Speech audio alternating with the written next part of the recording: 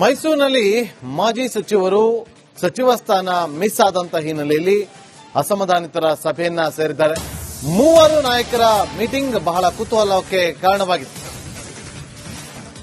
ಮಾಜಿ ಸಚಿವರಿಗೆ ಸಚಿವ ಸ್ಥಾನ ಮಿಸ್ ಆದಂತ ಹಿನ್ನೆಲೆಯಲ್ಲಿ ಬಂಡಾಯ ಸಭೆ ಸೇರಿದ ಮೂವರು ಮಾಜಿ ಸಚಿವರು ಅತಿಥಿ ಗೃಹದಲ್ಲಿ ಅಸಮಾಧಾನಿತರ ಪ್ರತ್ಯೇಕ ಸಭೆ ನಡೀತಾ ಇದೆ. ತನ್ವೀರ್ ಸೇಠ್, ಎಚ್.ಸಿ. ಮಹದೇವಪ್ಪ, ಕೆ. ವೆಂಕಟೇಶ್ ಮೂವರು ಕೂಡ ಸಭೆ ನಡೆಸ್ತಾ ಇದ್ದಾರೆ. ಕುತೂಹಲ ಮೂಡಿಸಿದ ತ್ರಿಮೂರ್ತಿಗಳ ಮೀಟಿಂಗ್.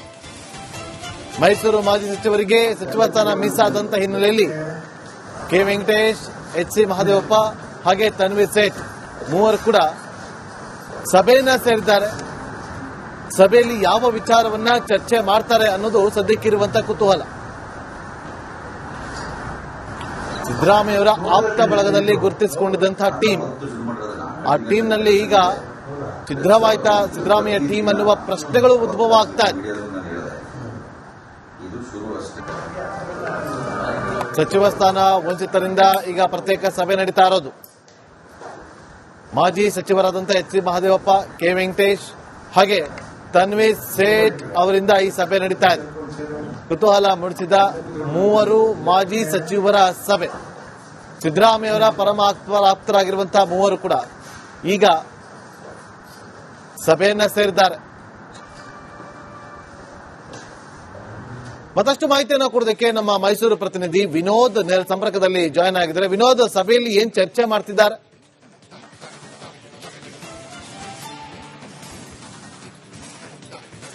ನಾಗೇಂದ್ರ, ಬಹಳ ಪ್ರಮುಖವಾಗಿ ಆಗ್ಲೇ ಇರೋ ಸಚಿವ ಸಂಪುಟ ವಿಸ್ತರಣೆ ಆದ ನಂತರದಲ್ಲಿ ಕಾಂಗ್ರೆಸ್ನಲ್ಲಿ ದೊಡ್ಡ ಮಟ್ಟದ ಅಸಮಾಧಾನ ಈಗ ಎದುರಾಗಿರುವಂತದ್ದು. ಬಹಳ ಪ್ರಮುಖವಾಗಿ ಸಿದ್ದರಾಮಯ್ಯವರ ಆಪ್ತ ಬಳಗದಲ್ಲಿ ಗುರುತಿಸಿಕೊಂಡಿದ್ದಂತಹ ಮಹದೇವಪ್ಪ ಹಾಗೂ ವೆಂಕಟೇಶ್ ಅವರಿಗೆ ಸಚಿವ ಸ್ಥಾನ ಕೈತಪ್ಪಿತ್ತು.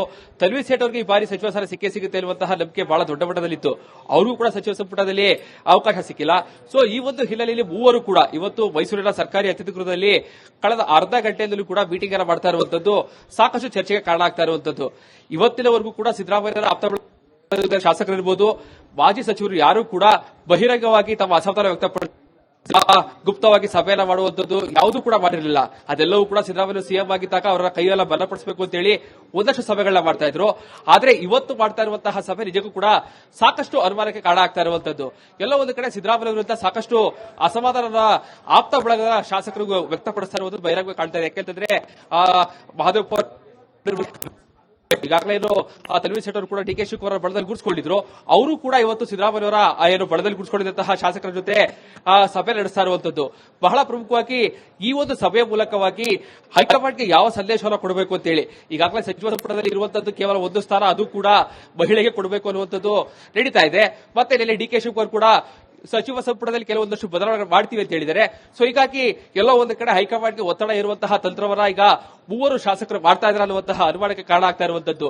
ಸೊ ಹೀಗಾಗಿ ಮೂವರು ಕೂಡ ಕಳೆದ ಅರ್ಧ ಗಂಟೆಯಿಂದಲೂ ಕೂಡ ಈಗಾಗಲೇ ಸಭೆ ನಡೆಸ್ತಾ ಇದ್ದಾರೆ. ಸೊ ಹೀಗಾಗಿ ಬಹಳ ಪ್ರಮುಖವಾಗಿ ಸಿದ್ದರಾಮಯ್ಯವರು ಎಲ್ಲ ನಂಬಿಕೊಂಡಿದ್ರು. ಆದ್ರೆ ಸಿದ್ದರಾಮಯ್ಯವರು ಮೂವರು ಕೂಡ ಸಚಿವ ಸ್ಥಾನವನ್ನು ಕೊಡಿಸುವುದರಲ್ಲಿ ವಿಫಲರಾಗಿದ್ದಾರೆ.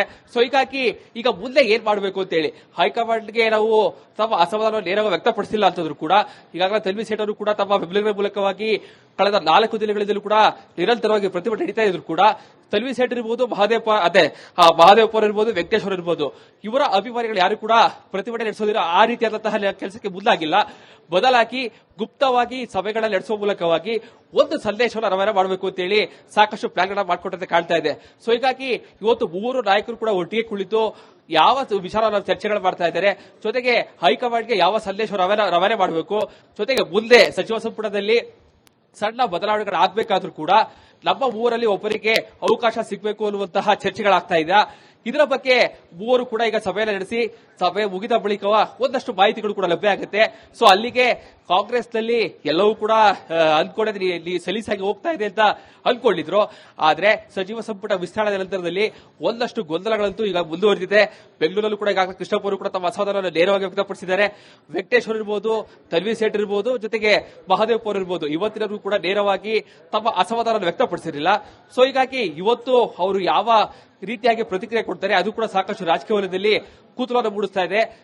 ಮೂವರು ಕೂಡ ಒಟ್ಟಿಗೆ ಸೇರಿ ಸಭೆನ ಮಾಡ್ತಾ ಇರುವಂತದ್ದು, ಅದು ಮೈಸೂರಿನಲ್ಲಿ ಸಾಕಷ್ಟು ಕುತೂಹಲ ಮೂಡಿಸ್ತಾ ಇರುವಂತದ್ದು. Nagendra Babu, okay, thank you Vinod ನಿಮ್ಮೆಲ್ಲ ಮಾಹಿತಿಗಾಗಿ.